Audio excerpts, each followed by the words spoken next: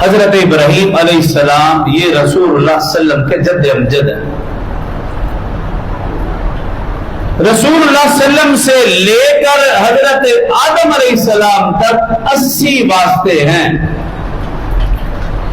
اگلے جمعے کوشش کروں گا کہ یہ 80 واسطے آپ کے سامنے بیان کر سکوں. تحریری صورت میں نے ان کو جمع کیا ہے ایک صفحے کے اوپر.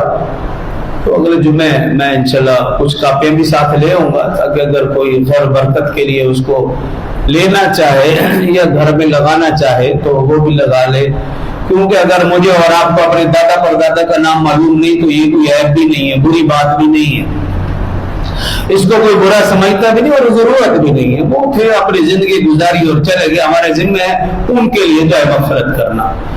لیکن اگر ایک مسلمان کو اور اپنے آپ کو محب رسول کہنے والے مسلمان کو رسول اللہ صلی اللہ علیہ وسلم کے دادا پر دادا جان کر نام معلوم نہیں, یہ بہت بڑا عیب ہے.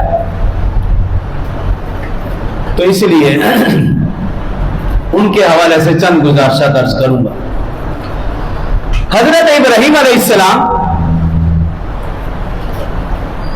ان کی پہلی شادی ہوئی فلسطین شام کے اندر حضرت سارہ علیہ السلام سے, اور دوسری شادی ان کی مصر میں ہوئی حضرت ہاجرہ علیہ السلام سے. اللہ نے حضرت ہاجرہ علیہ السلام سے بیٹا دیا, نام تھا اسماعیل. حضرت سارہ علیہ السلام سے بیٹا دیا, نام تھا حضرت اسحاق علیہ السلام. حضرت سارہ اور حضرت اسحاق علیہ السلام یہ فلسطین اور شام میں رہی اور ان کی نسل وہیں بھرتی رہی. حضرت اسحاق کے بعد حضرت یعقوب نبی بنے, ان کے بعد حضرت یوسف نبی بنے, ان کے بعد حضرت ابراہیم علیہ السلام نبی بنے. اس طرح چلتے چلتے سیکنڈ راس حضرت موسیٰ اور سب سے آخر میں حضرت عیسیٰ.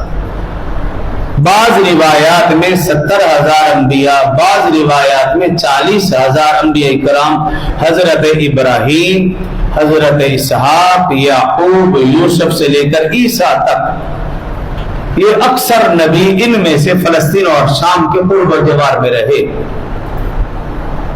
حضرت ابراہیم علیہ السلام کے